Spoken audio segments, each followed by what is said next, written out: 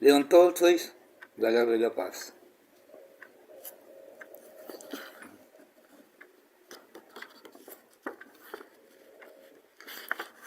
Primera parte, capítulo primero. Pues bien, príncipe, a partir de hoy las fincas de Génova y Luca son propiedad de la familia Bonaparte y le advierto a usted que si se empeña en hacer caso omiso de que estamos en guerra, si quiere aún atenuar todas las infamias y todas las atrocidades de ese anticristo, de buena fe por supuesto, no querré saber nunca más nada de usted, ni le consideraré amigo mío, y dejará de ser, como usted dice, mi fiel esclavo. Pues bien, le saludo a usted afectuosamente. De sobra me doy cuenta de que recela usted de mí. Tome usted asiento y charlemos.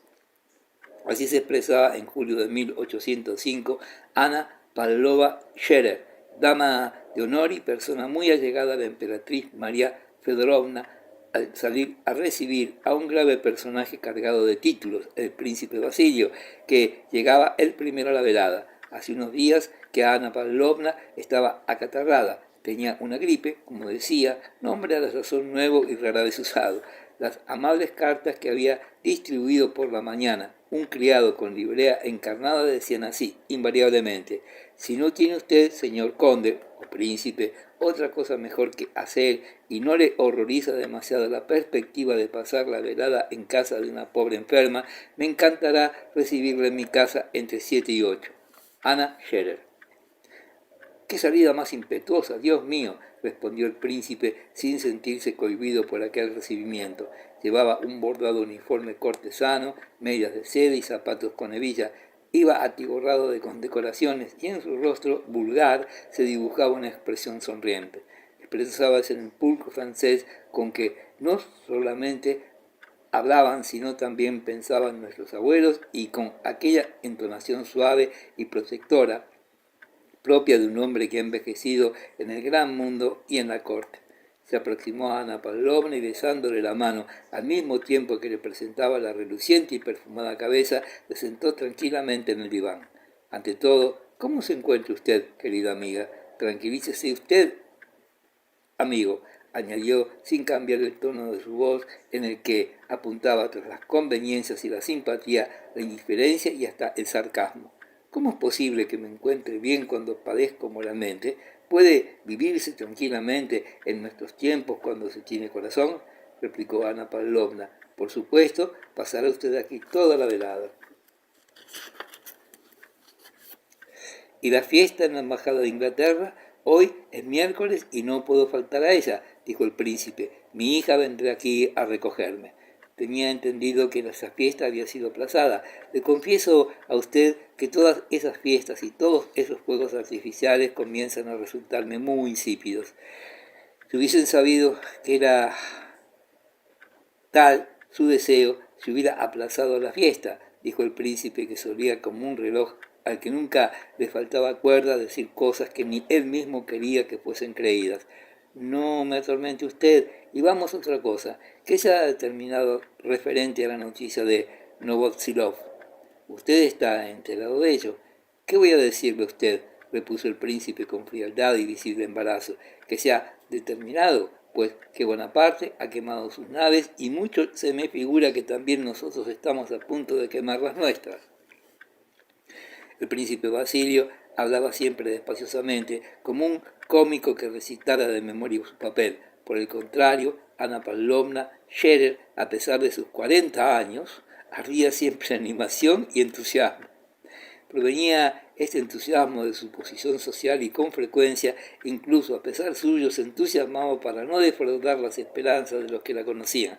La reprimida sonrisa que dibujaba en el rostro de Ana Pavlovna, aun cuando no cuadrara mucho con sus facciones un poco duras, expresaba, como en los niños mimados, la perfecta conciencia que tenía de su encantador defecto, del que no quería, ni podía, ni juzgaba necesario corregirse.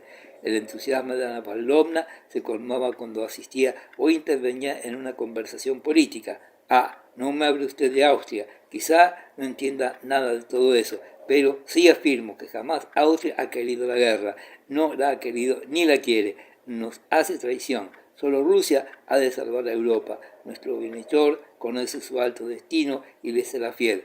En esto, ve usted, es en lo único que tengo fe. Le corresponde a nuestro bondadoso y admirable emperador desempeñar el más alto papel en el mundo, y como es tan virtuoso y tan bueno, Dios no le abandonará y cumplirá el destino que le había asignado. Destruirá la ira de la rebelión terrible, incluso en la persona de ese asesino, de ese malhechor. Solo nosotros tendremos que redimir la sangre de los justos. Y yo les pregunto a ustedes, ¿con quién podemos contar? Inglaterra, con su espíritu comercial, no comprenderá ni podrá nunca comprender toda la grandeza de ánimo de Alejandro. Se ha negado a evacuar Malta. Está al acecho y escuadriña por doquier las intenciones ocultas de nuestros actos. ¿Qué han dicho Novosilov? Nada, no ha comprendido, no puede comprender el sacrificio de nuestro emperador, que nada quiere para sí y todo lo ambiciona para el bien del mundo entero. ¿Qué ha prometido? Nada, y ni siquiera cumplirá lo que ha prometido. Prusia ha declarado ya que Bonaparte es invencible y que ni Europa entera podrá nada contra él. No creo una sola palabra de Heidelberg ni de Auschwitz. Esa famosa neutralidad prusiana no es más que una celada. Yo solamente creo en Dios y en el alto destino de nuestro buen emperador. Él salvará a Europa. Y súbitamente se detuvo sonriéndose de su propio ardor. Creo, intervino el príncipe con la sonrisa en los labios, que si en lugar de nuestro amable Windsor Road la hubiera enviado a usted a la primera cometida, hubiese logrado el consentimiento del rey de Prusia. Es usted tan elocuente, pero ¿no me ofrece una taza de té? Enseguida, a propósito, agregó, sosegándose de nuevo, hoy tendré en mi casa a dos hombres muy interesantes, el vizconde de Mortemart, emparentado con los Montmorency por parte de los Rohan, una de las mejores familias de Francia, y un emigrado de los de Verdad y el abate Morio. ¿Conoce usted a ese espíritu profundo? ¿Sabe usted que ha sido recibido por el emperador? Ah, me encanta saberlo, dijo el príncipe. Dígame usted, por favor, añadió con negligencia, como si de pronto recordara algo cuando precisamente lo que inquiría constituía el principal objeto de su visita. ¿Es cierto que la emperatriz madre apoya el nombramiento del barón Funke como primer secretario en Viena? Tengo entendido que ese varón es hombre de pocos alcances. Este cargo, que por mediación de la emperatriz María Fedorovna iba a concederse al varón, lo ambicionaba el príncipe Basilio para su hijo. Ana Pavlovna cerró casi los ojos como dando a entender que ni ella ni nadie podía poner reparos a lo que fuera del gusto de la emperatriz. El señor barón Funke ha sido recomendado a la emperatriz madre por su hermana, limitóse a decir fría y secamente. Al nombrar a la emperatriz, el semblante de Ana Pavlovna cobró de pronto la expresión de una profunda y sincera devoción y afecto y dolor al mismo tiempo, lo que siempre le ocurría cuando mencionaba en la conversación a su egregia protectora. Dijo que su majestad había querido dar al barón de Funke muestras de la estimación que le tenía y nuevamente la tristeza ensombreció su rostro. El príncipe cayó indiferente. Con su habilidad de mujer y de mujer de la corte, haciendo uso de un tacto exquisito, Ana Pavlovna quiso reconvenir al príncipe por lo que había osado decir con aquel tono acerca de la persona recomendada a la emperatriz, pero le dijo para consolarlo, ¿sabe usted, a propósito de su familia, que desde que su hija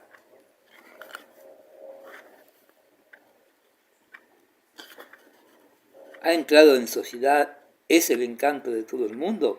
Todos la encuentran hermosa como la luz del día. El príncipe se inclinó en señal de respeto y agradecimiento. Hubo un momento de silencio. Ana Pavlovna se acercó al príncipe dedicándole una tierna sonrisa, con la que quiso darle a entender que daba por terminada la conversación política y comenzaba el diálogo íntimo. Pienso con frecuencia que la felicidad está repartida de una manera injusta. La fortuna le ha concedido a usted dos hijos excelentes, dejando aparte a su Anatolio, el pequeño, que no es de mi agrado, dijo con tono incisivo mirándole fijamente. Dos hijos encantadores, y con todo los tiene usted en menor aprecio que nosotros, porque usted no vale tanto como ellos. Y sonrió con su entusiasmo habitual. ¿Qué quiere usted decir? Lavater hubiera dicho que yo no tengo la protuberancia de la paternidad, repuso el príncipe. Déjese usted de bromas. Sabe usted que estoy muy descontenta de su hijo menor.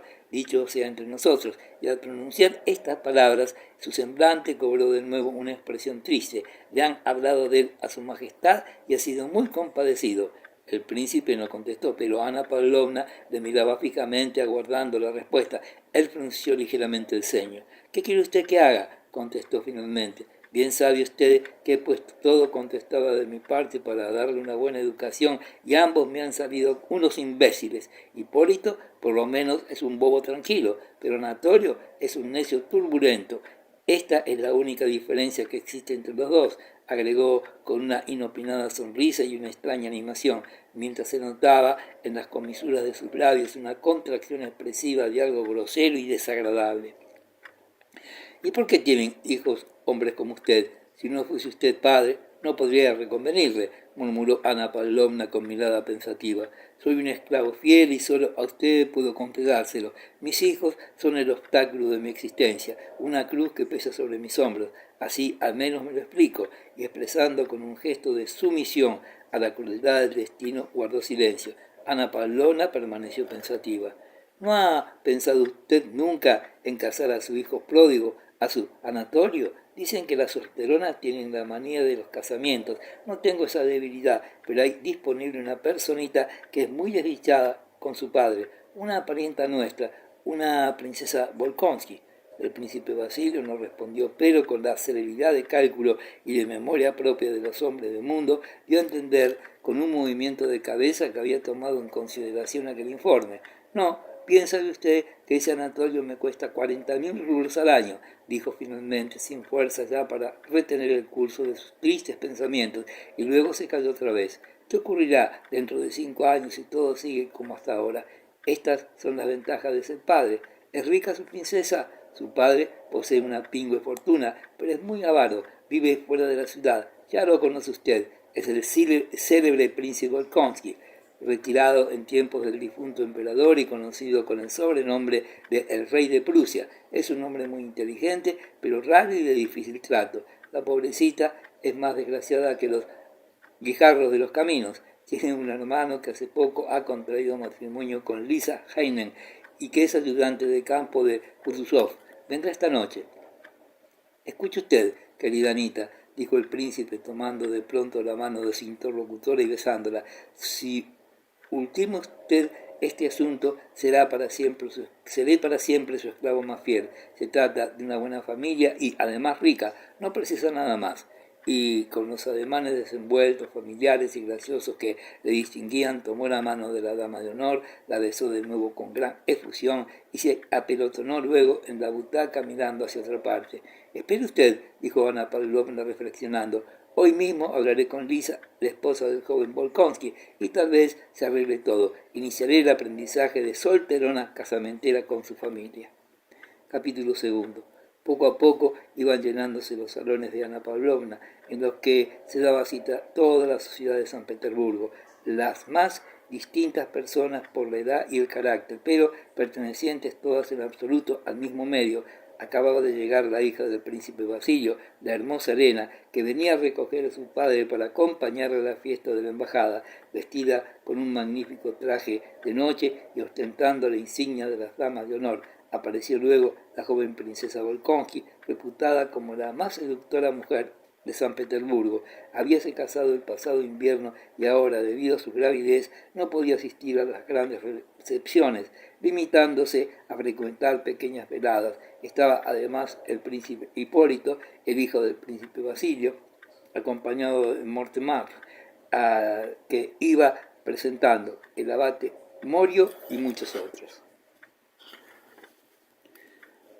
Aún no han visto o no conocen ustedes a mi tía, decía Ana Pavlovna a los invitados que iban llegando, a los que con ceremoniosa gravedad conducía ante una anciana ataviada con un vestido abarrotado de cintas y lazos y que vino de la habitación contigua al salón grande, así que comenzó a animarse la reunión.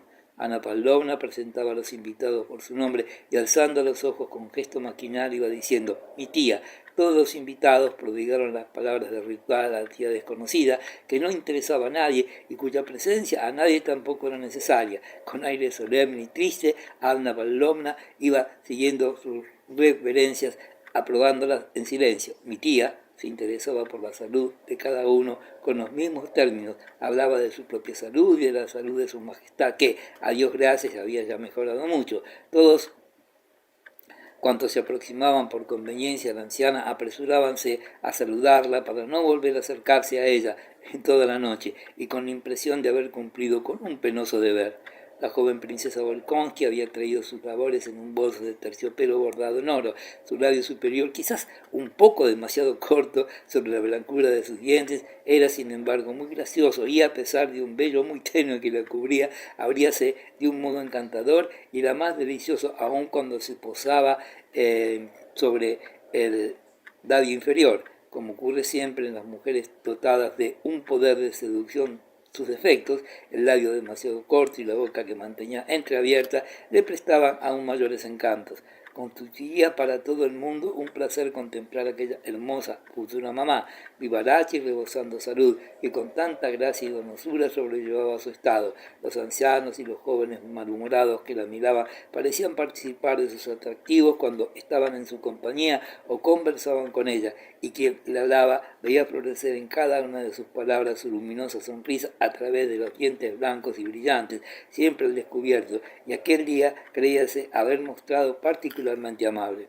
Con pasos menudos y rápidos, la princesita, con el bolso en la mano, dio la vuelta a la mesa y, después de alistarse el vestido, se sentó en el diván junto al samóvar de plata, como si todo cuanto hiciera fuese cosa de juego para ella y para todos cuantos la rodeaban. He traído mis labores, dijo abriendo el bolso y dirigiéndose a los que estaban cerca de ella. Ándese usted con cuidado, Anita, de no jugarme una mala partida, dijo a la dueña de casa. Me ha escrito usted que se trataba de una pequeña pelada. Ya ve usted qué traje me he puesto, y separó los brazos para mostrar el elegante traje gris guarnecido de encajes, ceñido en el talle por una ancha cinta.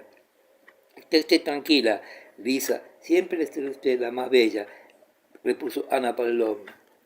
Ya lo ve, usted, mi marido me abandona para ir a hacerme matar, dijo con el mismo tono, dirigiéndose a un general. Y dígame usted, ¿por qué esta triste guerra? Insinuó volviéndose al príncipe Basilio, y sin aguardar respuesta se puso a hablar de la hija del príncipe, la hermosa Elena. ¡Qué criatura tan deliciosa es esta princesita!, dijo por lo bajo el príncipe Basilio a Ana Pavlovna. De allí a poco entró en el salón un hombre joven, corpulento, con el cabello cortado casi al rapé, lentes, un pantalón gris claro a la moda de la época, una pechera de encaje y un frac castaño. Aquel robusto joven era hijo natural de un célebre señor de los tiempos de Catarina II, el conde de Zhukov, que en aquellos momentos estaba muriéndose en Moscú. No había servido más aún en el ejército, acababa de llegar del extranjero donde había sido educado y asistía por primera vez a una velada. Ana Pavlovna lo acogió con la salutación que reservaba en su salón para los hombres situados en la última escala jerárquica, pero no obstante, esta salutación dirigía a un inferior. Al ver entrar a Pedro, el rostro de Ana Pavlovna expresó la inquietud y el temor que uno siente ante una cosa desproporcionada y fuera de lugar. Pedro era en verdad un poco más alto que los demás hombres que estaban en el salón, pero este temor vinculábase especialmente a la mirada inteligente y al mismo tiempo tímida y observadora y franca que le distinguía de los demás invitados. Es usted muy amable, señor, por haber venido a ver a una pobre enferma, le dijo Ana Pavlovna al tiempo que lanzaba una temerosa mirada a su tía, junto a la cual lo condujo. Musitó Pedro, algo incomprensivo, y prosiguió buscando a alguien con la mirada. Sonrió afablemente al saludar a la princesita y se adelantó hacia la tía. Harto justificado era el temor de Ana Pavlovna, puesto que Pedro se alejó sin escuchar hasta el final la frase de la tía sobre la salud de su majestad. Ana Pavlovna, intimidada, le detuvo con estas palabras. ¿Conoce usted al abate Morio? Es un hombre muy interesante. Han llegado ya a mis oídos sus proyectos de paz eterna. Es muy interesante, pero es posible que... ¿Lo cree usted?, repuso Ana Pavlovna para decir algo y reanudar enseguida sus funciones de dueña de casa. Pero Pedro cometió una grosería a la inversa. Momentos antes, sin acabar de escuchar las palabras de su interlocutora, se había marchado y ahora retenía con su conversación a la interlocutora, que mostraba deseos de alejarse de él.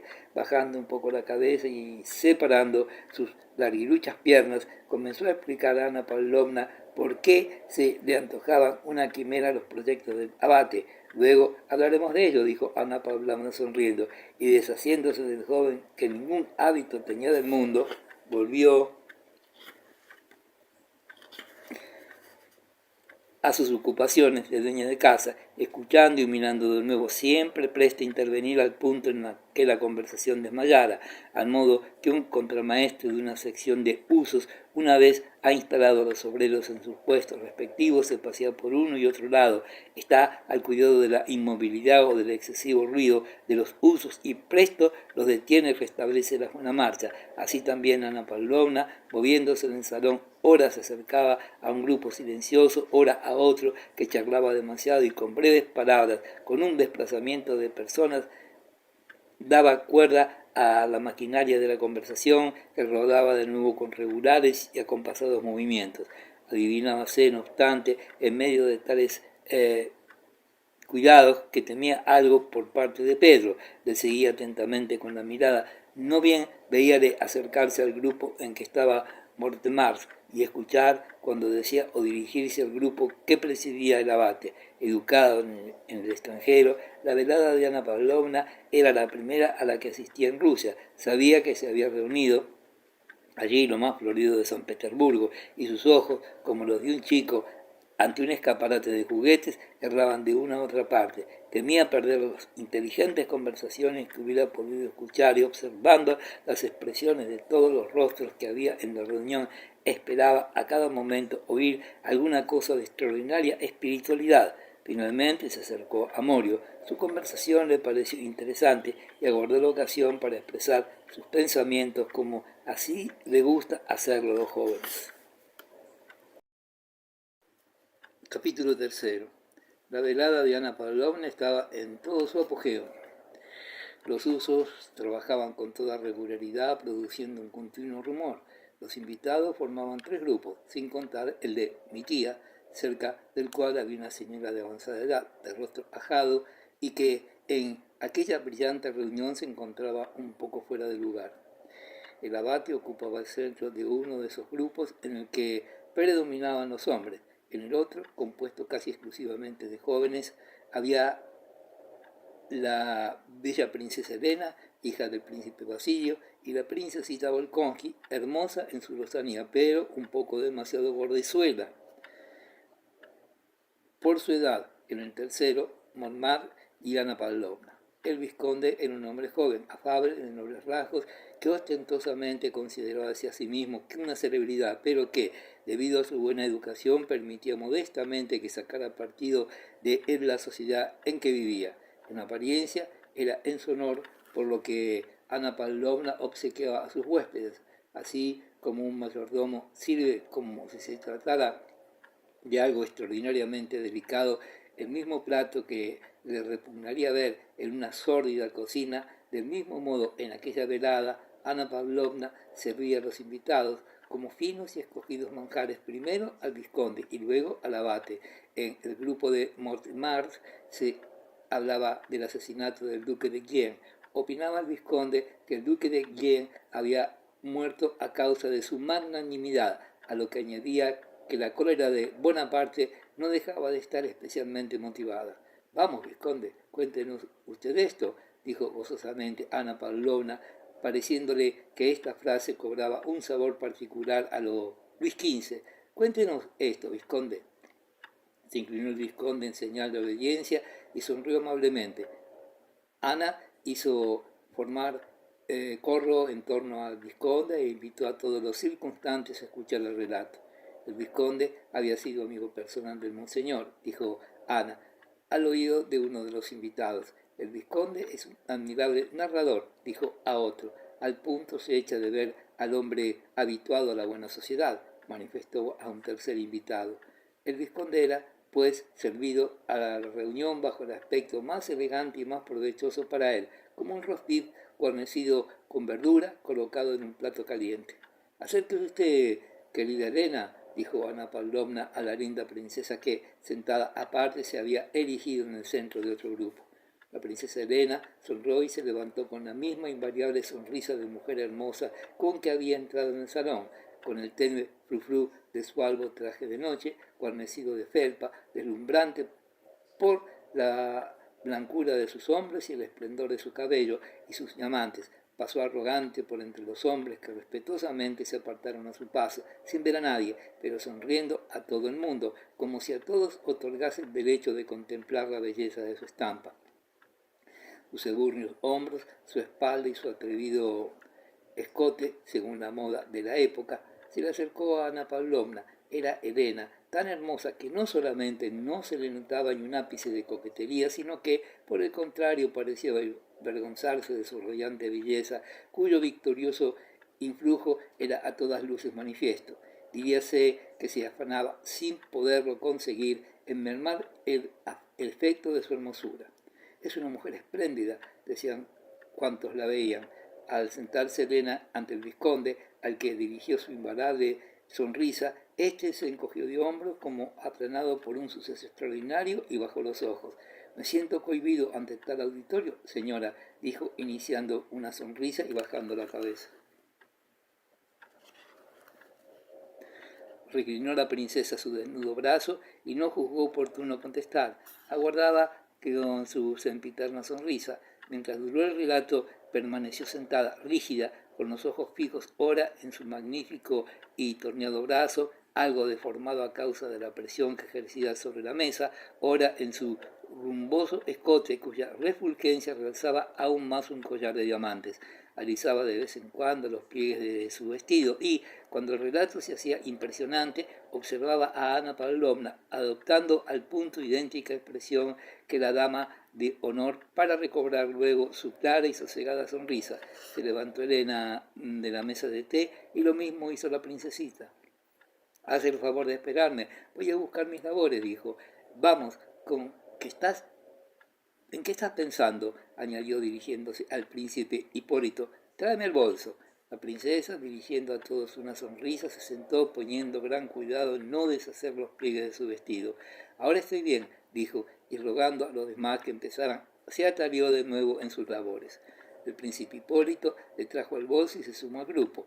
Era sorprendente el parecido del príncipe Hipólito con su hermana y más sorprendente aún el que, no obstante tan parecida, fuese horriblemente feo. Las facciones de ambos eran las mismas, pero todo aparecía en ella iluminado por una invariable y alegre sonrisa juvenil y la clásica y majestuosa belleza del cuerpo. Su hermano, en cambio, era todo lo contrario. El mismo semblante aparecía oscurecido por la idiotez y el mal humor que eran su expresión habitual, y era enteco y raquítico de cuerpo. Los ojos, la nariz, la boca, todas sus facciones aparecían contraídas por una vaga y desagradable mueca, y brazos y piernas no estaban nunca en su posición natural. ¿Se trata acaso de una historia de fantasmas?, dijo sentándose al lado de la princesa y ajustándose bien los impertinentes como si no pudiera hablar sin la ayuda de aquel adminículo. En absoluto, amigo mío, dijo con extrañeza el narrador, encogiéndose de hombros. Se lo digo porque las historias de fantasmas me aburren soberanamente, dijo el príncipe Hipólito, con un tono que denunciaba a las claras que no ahondaban en el significado de las palabras que decía hasta después de haberlas pronunciado. Hablaba con tal osadía que nadie alcanzaba a comprender si lo que decía era muy espiritual o muy necio. Vestía un frac verde oscuro, un pantalón color de muslo de ninfa asustada, como solía decir, medias de seda y zapatos con hebilla. El vizconde refirió con mucho gracejo la anécdota a la sazón en boga. El duque de Enghien, que iba ocultamente a París para verse con la señorita George, coincidió en casa de esta con Bonaparte, que gozaba asimismo de los favores de la célebre actriz. Quiso la casualidad que en una de las reuniones Napoleón hubiese sido víctima de una de aquellas crisis que le acometían, encontrándose por esta causa a merced del duque. No sacó este partido de su ventajosa situación y luego Bonaparte, no teniendo en cuenta tal magnanimidad, tomó venganza del duque mandándole asesinar. El relato era jugoso e interesante, sobre todo en el momento en que los dos rivales se encontraron frente a frente. Las damas parecían estar emocionadas. Muy bonito, dijo Ana Pavlovna, dirigiendo una inquisitiva mirada a la princesita. Sí, muy bonito, murmuró la princesita, enhebrando de nuevo la aguja a fin de subrayar que el interés y la belleza del relato la privaban de trabajar. El vizconde, apreció reconocido aquel gracioso y silencioso elogio y prosiguió. Pero en aquel momento, observando a Ana Pavlovna, que no quitaba los ojos de aquel terrible joven que hablaba con el abate, con voz demasiado fuerte y excesiva vehemencia, se apresuró a llevar su auxilio al lugar comprometido. En efecto, Pedro había conseguido entablar conversación con el abate acerca del equilibrio político, y éste, visiblemente interesado por el sincero ardor del joven, desarrollaba ante él sus ideas predilectas. Ambos escuchaban y hablaban con desmedida agitación, y naturalmente no era esto del agrado de Ana. Los medios son el equilibrio europeo y el derecho de gentes, decía el abate. Precisa que un Estado poderoso como Rusia, tenido por bárbaro, se ponga desinteresadamente al frente de una unión cuyo objeto sea el equilibrio de Europa y la salvación del mundo. ¿Y cómo conseguirá usted este equilibrio?, arguía Pedro. En aquel momento se aproximó a él Ana Pavlovna y, lanzándole una mirada severa, preguntó al italiano qué tal le sentaba el clima de San Petersburgo. El semblante del abate cambió instantáneamente y cobró la expresión acaramelada, afable y ofendida que solía emplear cuando hablaba con mujeres. Estoy de tal modo confundido por la espiritualidad e inteligencia de esta sociedad y sobre todo de la sociedad femenina en la que he tenido el honor de ser recibido, que ni siquiera he podido pensar en el clima, respondió mellifluamente. Con objeto de observarlos más cómodamente, Ana Pavlovna no quiso dejar solo al abate y a Pedro y los hizo seguir hacia el grupo común. En aquel momento entró en el salón un nuevo invitado. Era el joven príncipe Andrés Volkonsky y el marido de la princesita, un hombre joven, de corta estatura, gran distinción y duracias en todas facciones, desde la mirada cansada y un poco rencorosa hasta su paso lento y acompasado. Toda su persona ofrecía el más violento contraste con el bullicioso movimiento de su mujercita. Se veía a las claras que conocía a cuantos estaban en el salón y revelaba manifiestamente que le era desagradable y enojoso mirarlos y escucharlos, y de todos los rostros el que más parecía incomodarle era el de su propia mujer, por lo que, con una mueca que chocaba con su correcto semblante, se le volvió de espaldas, besó la mano de Ana y con los ojos medio cerrados paseó su mirada por toda la reunión. ¿Se va usted a la guerra, querido príncipe?, le preguntó Ana Pavlovna. El general Kutuzov, replicó Volkonsky, dando a la última sílaba sov una entonación francesa, ha solicitado mis servicios como ayudante de campo, y Lisa, su esposa, se marchará fuera. Grave pecado comete usted con privarnos de su amable compañía. Andrés, dijo la princesa dirigiéndose a su marido con el mismo tono de coquetería con que hablaba con los demás hombres, ¿qué historia nos ha contado el vizconde sobre la señorita Georges y Bonaparte? El príncipe Andrés cerró los ojos y se alejó. Pedro, que desde que el príncipe entró en el salón no le había quitado de encima su mirada alegre y jovial, se acercó a él y le estrechó la mano. El príncipe Andrés, sin efectuar el menor movimiento, contrajo el rostro con una mueca que manifestaba claramente que llevaba muy a mal el que se le estrechase la mano, pero al advertir al alborozado semblante de Pedro, sonrió de pronto de manera sencilla y espontánea. Tú también en el gran mundo, dijo a Pedro. Sabía que vendría usted, replicó Pedro. ¿Podré venir a cenar a su casa?, agregó por lo bajo, para no estorbar al vizconde, que proseguía su relato. No, es imposible, dijo sonriendo el príncipe Andrés, estrechando a Pedro la mano, como dándole a entender que ni siquiera tenía que pedirle tal cosa. Iba a decir algo más, pero en aquel momento se levantaron el príncipe Basilio y su hija, y los dos hombres se separaron para dejarles paso. Le ruego que me perdone, querido vizconde, dijo el príncipe Basilio al francés, posando suavemente la mano en su brazo para que no se levantara. Esta desventurada fiesta del embajador me priva del placer de escucharle y me obliga a interrumpirle. Siento de veras tener que ausentarme de su encantadora velada, añadió dirigiéndose a Ana Pavlovna, y la princesa Elena, recogiendo con dificultad los pliegues de su vestido, se abrió paso por entre los invitados y su sonrisa iluminó más deliciosamente que nunca su hermoso rostro. Al pasar delante de Pedro, éste la miró con ojos atónitos y entusiastas. «Es muy hermosa», dijo el príncipe Andrés. «Sí, muy hermosa», sintió Pedro. Al cruzarse con ellos, el príncipe Basilio tomó a Pedro la mano y dirigiéndose a Ana Pavlovna dijo: «Domestique usted a este oso. Hace un mes que vive en casa y por primera vez me lo encuentro en sociedad. Nada hay que los jóvenes tan indispensable como la compañía de las mujeres inteligentes». Capítulo 4. Sabía Ana Pavlovna que Pedro era deudo por línea paterna del príncipe Basilio y prometió, acompañando sus palabras con una amable sonrisa, ocuparse de él. En esto, la anciana señora, que estaba sentada al lado de la tía, se levantó con presteza y fue al encuentro del príncipe Basilio cuando éste se hallaba ya en la antesala. No expresaba su rostro dulce y dolorido el menor fingimiento interesado, sino el miedo y la inquietud. «¿Qué me dice usted, príncipe de mi Boris?», díjole al príncipe, pronunciando Boris con un particular acento sobre la O. «No puedo permanecer más tiempo en San Petersburgo. ¿Qué nuevas puedo llevarle a mi pobre hijo?». El príncipe Basilio la escuchaba visiblemente molesto, casi con grosería y demostrando una cierta impaciencia. No obstante, la anciana señora le sonreía de una manera tierna y conmovedora y para retenerlo le tomó la mano. «Con una sola palabra que llegase a oídos del emperador, entraría enseguida en la guardia», dijo. «Tenga usted la seguridad, princesa, de que haré cuanto esté en mi mano», repuso el príncipe Basilio. «Pero me es muy difícil pedirle algo al emperador. Permítame aconsejarle que se dirija usted a Rumianset por medio del príncipe Golitsyn. Sería mucho más práctico». La anciana señora era la princesa Dubretskaya, perteneciente a una de las mejores familias de Rusia, pero había perdido su fortuna y al retirarse de la sociedad no se relacionaba ya con sus antiguas amistades. Sin embargo, se había movilizado para conseguir para su único hijo un puesto en la guardia.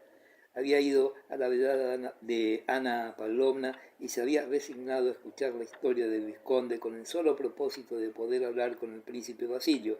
Su rostro, bello en otro tiempo, reflejó por un momento un sentimiento de cólera, pero enseguida se tranquilizó y sonriendo de nuevo estrechó con más fuerza la mano del príncipe.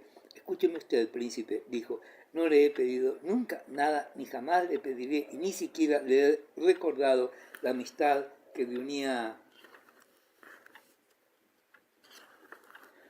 con mi padre, pero ahora le suplico en nombre de Dios que consiga esta gracia para mi hijo, y le miraré siempre como mi bienhechor», añadió apresuradamente. «No lo tome a mal, pero prométame usted. Me he dirigido a Golitsyn y ha rehusado. Dé usted muestras de buen corazón que siempre ha tenido», agregó tratando de sonreír mientras los ojos se le humedecían de lágrimas.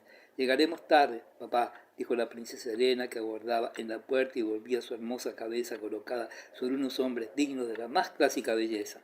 En este mundo el poder es un capital que hay que manejar con cuidado. El príncipe Basilio lo sabía y se hacía cargo de que se interesaba por todos cuantos a él acudían, y hacía poco nadie podría pedir para él, y por tal razón rara vez usó de su influencia. En el caso de la princesa Dubretskaya, las apelaciones de aquella buena mujer le conmovían. La princesa le recordaba la verdad, sus primeros pasos en el servicio de las armas los debió a su padre. Por otra parte, en el modo de proceder de la princesa, comprendió que se trataba de una de aquellas mujeres y sobre todo de una de aquellas madres que, en cuanto han formulado un propósito, no lo dejaban de pecho hasta satisfacer sus deseos, mostrándose dispuestas en caso de fracaso a volver a la carga cada día, cada momento, hasta llegar a promover un espectáculo. Fue esta última consideración lo que le hizo vacilar.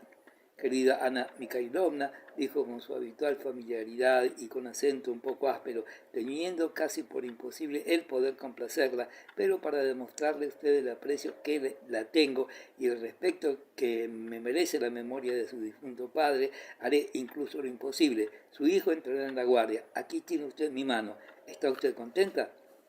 Oh, amigo mío, es usted mi bienhechor. Solo de usted lo esperaba. Sabía que era usted bueno». El príncipe quería marcharse. «Por favor, solo 2 palabras. Una vez haya entrado en la guardia, como está usted en buenas relaciones con Mikhail Ilarionovich Kutuzov, recomiéndale a mi hijo para ayudante de campo. Entonces estaré tranquila y...». El príncipe Basilio sonrió. «Esto ya no puedo prometerlo. No tiene usted idea del cúmulo de recomendaciones que le han llegado a Kutuzov desde que ha sido nombrado generalísimo de los ejércitos. Él mismo me ha dicho que todas las damas de Moscú se han confabulado para cederle los hijos para ayudantes de campo. No, prométamelo usted. Si no es así, mi querido bienhechor, no le dejaré partir. Papá, repitió con su tono habitual la linda princesita, llegaremos tarde. Hasta la vista, querida, ya lo oye usted. Así pues, ¿entregará mañana un informe al emperador? Sí, confía en ello, pero en cuanto a Kutuzov no puedo comprometerme. No, solo una promesa, dijo Ana Mikhailovna, yendo en pos del príncipe con una sonrisa de joven coqueta que quizás en otro tiempo era habitual en ella, pero que ahora no cuadraba con su enjuto y fatigado rostro. Olvídese evidentemente de su edad y, movida por la costumbre, poníase en juego todos sus antiguos recursos de mujer. Sin embargo, no bien el príncipe hubo salido, recobró su rostro, su fría y falsa expresión anterior. Se sumó de nuevo al grupo que seguía escuchando la narración del vizconde, fingiendo hacer lo propio, pero aguardando en realidad la ocasión de marcharse lo más pronto posible, puesto que ya nada le quedaba hacer así. ¿Y qué le parece a ustedes esta última comedia de la coronación en Milán?, dijo Ana, y esta otra comedia de los pueblos de Génova y de Lucca, rindiendo homenaje a Monsieur Bonaparte, que, sentado en un trono, va recibiendo los votos de las naciones. Es adorable, ciertamente. Pueden ustedes creer que hay para volverse loco. Diríase que el mundo entero ha perdido el juicio. El príncipe Andrés sonrió y miró fijamente a Ana. Dieu me la donne, guerre et qui le touche, dijo palabras de Bonaparte en el momento de la coronación. Dicen que fueron muy acertadas sus palabras, añadió y las repitió en italiano. Dio, Miladona, guai e ci la tocca. Espero, dijo Ana Pavlovna, que será esto finalmente la gota de agua que hará derramar la copa. Los soberanos no pueden ya tolerar más a este hombre que todo lo amenaza. Los soberanos, no me refiero a Rusia, dijo el vizconde con amabilidad, pero al mismo tiempo con desesperación. ¿Qué han hecho, señora, los soberanos por Luis XVI, por la reina, por Madame Elizabeth? Nada, prosiguió con creciente animación. Y créanme ustedes, ahora sufren el castigo por su traición a la causa de los Borbones, los soberanos, pero si envían embajadores para cumplimentar al usurpador. Y lanzando un suspiro de menosprecio, cambió de actitud. Al oír estas palabras, el príncipe Hipólito, que hacía mucho tiempo miraba al vizconde a través de los impertinentes, giró sobre sus talones, se dirigió a la princesa y, pidiéndole una aguja, trazó con ella sobre la mesa el escudo de los Condé. Dándose la mayor importancia, le dio explicaciones sobre los blasones como si la princesa lo hubiera solicitado. La princesa le escuchaba sonriendo. Si Bonaparte continúa un año más en el trono de Francia, dijo el vizconde, prosiguiendo la conversación iniciada con el aire del hombre que no presta oídos a lo que dicen los demás y que en un tema que domina sigue exclusivamente el curso de sus propias ideas, las cosas irán entonces no muy lejos. La sociedad, me refiero a la buena sociedad francesa, quedará destruida para siempre por la intriga, la violencia, el destierro y los suplicios. Y entonces se encogió de hombros y abrió los brazos. Como la conversación le interesaba, Pedro hubiera querido decir algo, pero Ana, que lo vigilaba, se lo impidió. El emperador Alejandro, dijo Ana, con la tristeza que esmaltaba siempre su conversación cuando hablaba de la familia imperial, ha declarado que dejaría en libertad a los franceses para que adoptasen la forma de gobierno que les gustara, y no hay duda alguna que, una vez liberada del usurpador, la nación entera se echará en brazos de un rey legítimo, añadió, esforzándose en mostrarse amable con el emigrado realista. No estoy tan seguro, replicó el príncipe Andrés. El vizconde es de opinión en la que yo abundo, que las cosas han ido ya demasiado lejos. Creo que la vuelta al pasado va a ser muy difícil. Por lo que he oído decir, dijo Pedro, mezclándose gozosamente en la conversación, casi toda la nobleza se ha puesto de parte de Napoleón. Eso lo dicen los bonapartistas, repuso el vizconde, sin siquiera mirarle. Es harto difícil en estos momentos conocer la opinión pública de Francia. Bonaparte lo ha dicho, objetó el príncipe Andrés con una sonrisa. Véase a las claras que el vizconde no era de su agrado, puesto que sin contestarle directamente era a él a quien sus palabras iban dirigidas. Les he indicado el camino de la gloria, añadió después de un breve silencio, repitiendo otra vez palabras de Napoleón, y no lo han querido seguir. Les he abierto las puertas de mis antesalas y se han precipitado en ellas tumultuosamente. No sé hasta qué punto se cree con derecho a decir tal cosa. En absoluto, replicó el vizconde. Después del asesinato del duque, hasta los hombres más parciales han dejado ya de considerarle como un héroe. Si para cierta gente lo ha sido, prosiguió, dirigiéndose a Ana Pavlovna, después del asesinato del duque hay un mártir más en el cielo y un héroe menos en la tierra. Pedro intervino de nuevo en la conversación sin dar tiempo siquiera a Ana Pavlovna y a los demás de aprobar con una sonrisa las palabras del vizconde. Presintió Ana Pavlovna que iba Pedro a soltar alguna inconveniencia, pero no le pudo detener. El suplicio del duque de Guienne, dijo Pedro, era a tal punto una necesidad de Estado que, a mi parecer, la grandeza de ánimo estriba en que no haya vacilado Napoleón en tomar sobre sus hombros la responsabilidad de este acto. Dios mío, exclamó aterrada Ana Pavlovna. ¿Cree usted, pues, señor Pedro, que el asesinato es prueba de grandeza del alma? Dijo la princesita sonriendo y entregándose de nuevo a sus labores. Exclamaron a coro varias veces. Capital, dijo en inglés el príncipe Hipólito, dándose golpecitos en las rodillas. El vizconde se limitó a encogerse de hombros. Pedro miraba triunfalmente a su auditorio por encima de los lentes. Habló así, continuó diciendo, porque los Borbones se han vuelto de espaldas a la revolución y han sumido al pueblo en anarquía. Solo Napoleón ha sabido comprender la revolución y vencerla, y es por eso, teniendo en cuenta el bien común, que no podía detenerse ante la vida de un hombre. ¿No quieren ustedes pasar a esta mesa?, dijo Ana. Pero Pedro continuó su discurso sin dar respuesta. No, dijo con creciente animación. Napoleón es grande por haberse colocado encima de la revolución, reprimiendo sus abusos y conservando cuanto tenía de bueno, o sea, la igualdad de los ciudadanos y la libertad de prensa y de palabra. Solo por esto ha conquistado el poder. Basta ya. Solamente si hubiera tomado el poder sin recurrir al asesinato y lo hubiera luego entregado al rey legítimo, reconoceríamos en él a un gran hombre, replicó el vizconde. No podía hacerlo. El pueblo le ha dado el poder para que lo liberara de los Borbones y porque veía en él a un hombre esclarecido. La revolución ha sido una gran obra, continuó diciendo Pedro, revelando con sus audaces y provocativos conceptos su extremada juventud y el afán de expresarse sin ninguna clase de reservas. La revolución y el asesinato de los reyes, una gran obra. Después de esto, pero es que no quieren ustedes pasar a esta mesa, repitió Ana Pavlovna. Contratos sociales, exclamó el vizconde con una amable sonrisa. No hablo de la ejecución del rey, me refiero a las ideas. Sí, las ideas de la rapiña, del homicidio y del asesinato del rey, interrumpió de nuevo la irónica voz. Claro es que hubieron excesos, pero es que además de esto hay otra cosa. Lo importante radica en los derechos del hombre, en la desaparición de los prejuicios, en la igualdad de los ciudadanos, y Napoleón ha mantenido íntegramente estas ideas. Libertad es igualdad, dijo desdeñosamente el vizconde, como si resolviera por fin a demostrar seriamente a aquel joven la necedad de sus frases. Son resonantes palabras comprometidas desde hace mucho tiempo. ¿Quién no ama la libertad y la igualdad? Ya el Salvador las predicaba. ¿Han sido acaso más felices los hombres después de la revolución? Al contrario, nosotros hemos querido la libertad y Bonaparte la ha destruido. El príncipe Andrés miraba sonriente a Pedro, al vizconde y a la dueña de la casa, a pesar de sus hábitos mundanos.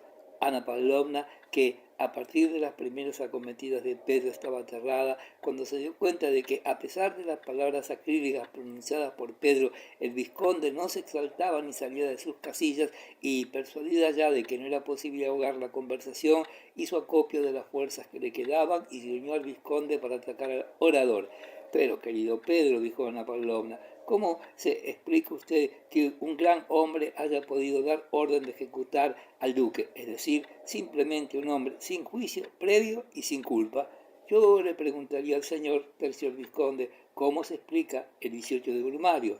No es por dentro de una farsa, se trata, en suma, de un duelo descarado, impropio de la conducta de un gran hombre. Y los prisioneros de África, a quienes ha hecho dar muerte, dijo la princesita, es horrible, y se encogió de hombres. Digan ustedes lo que quieren, es un plebeyo, declaró el príncipe Hipólito.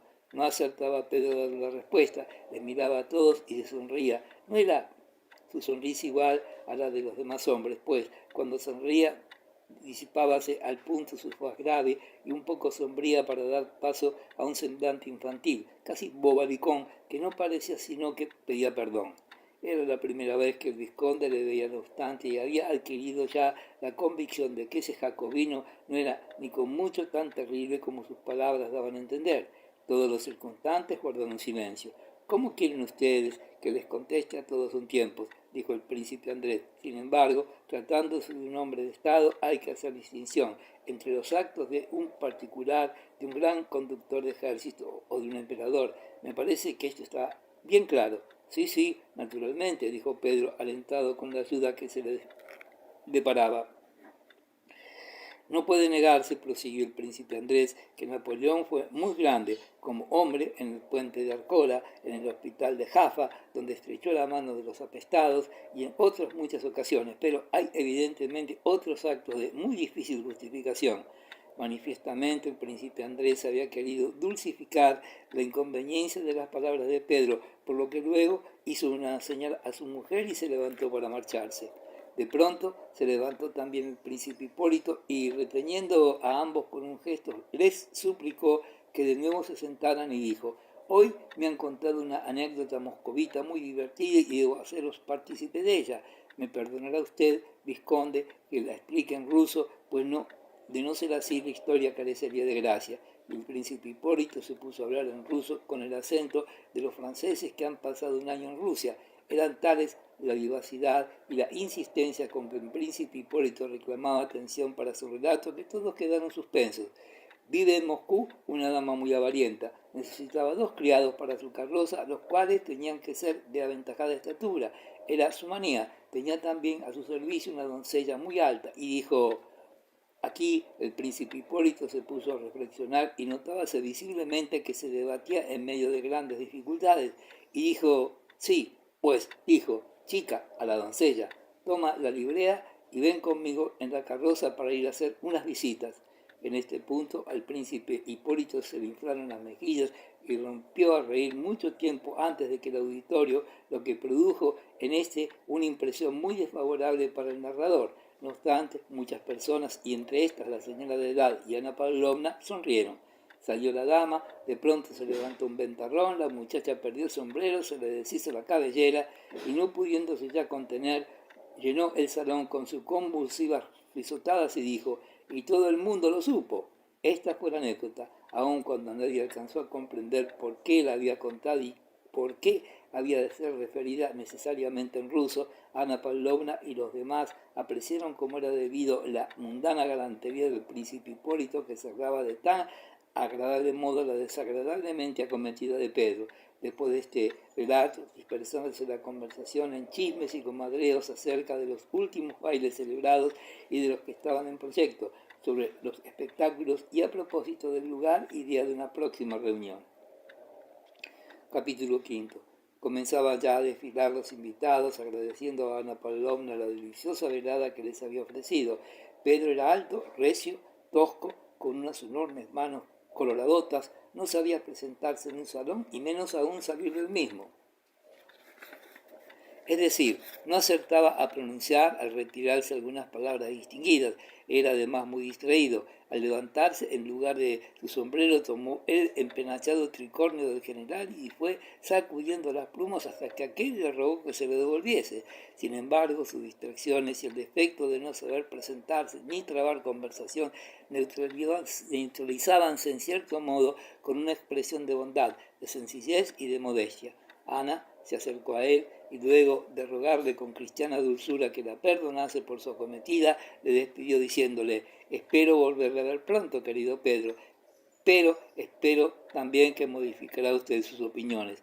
Nada respondió Pedro, solo se inclinó y mostró nuevamente a todos su sonrisa, que nada quería significar o que quizás expresaba esto: «Las opiniones son las opiniones y ya deben ustedes haber dado cuenta de que soy un buen muchacho». Y todos, hasta Ana Pavlovna, involuntariamente le comprendían.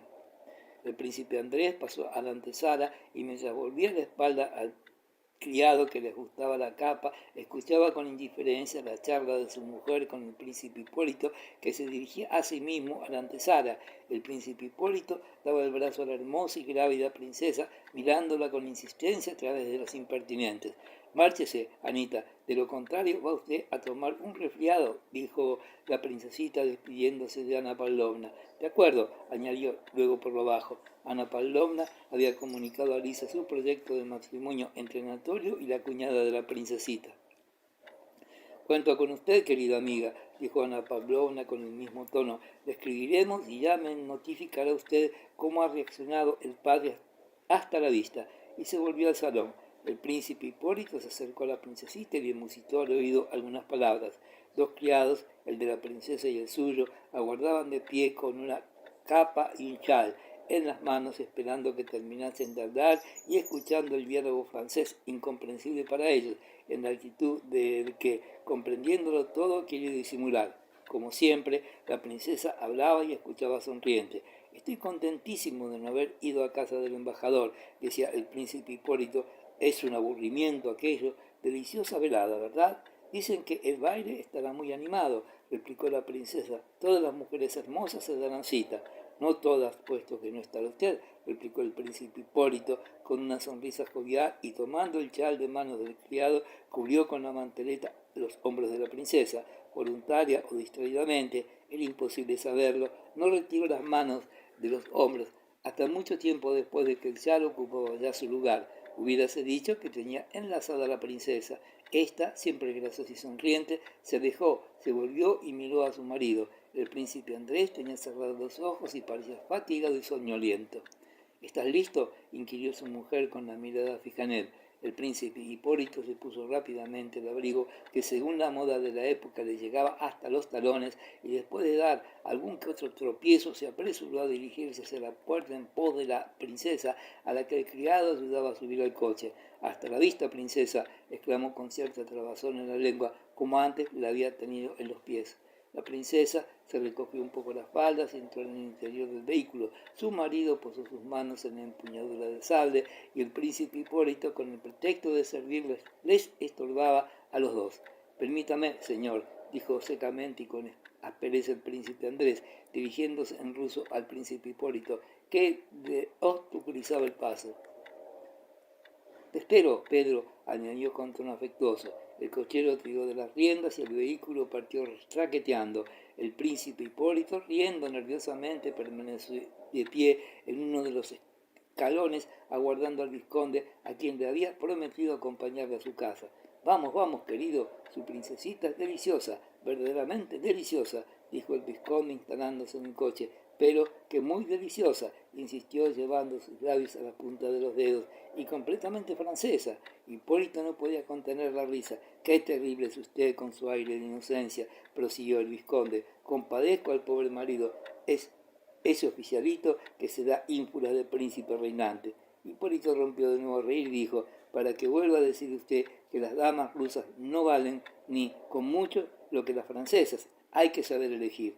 Pedro, que como asiduo a la casa había llegado antes, se dirigió al despacho del príncipe Andrés y después de tumbarse en el diván, como era su costumbre, tomó de la biblioteca el primer libro que le vino a la mano. Eran las Memorias de César, y abriéndolo por el medio se puso a leer. ¿Qué has hecho con la señorita Scherer? Se pondrá enferma, dijo el príncipe Andrés al entrar, restregándose las manos blancas y finas. Se volvió Pedro tan bruscamente que el diván crujió y mirando al príncipe Andrés hizo con la mano un gesto y dijo: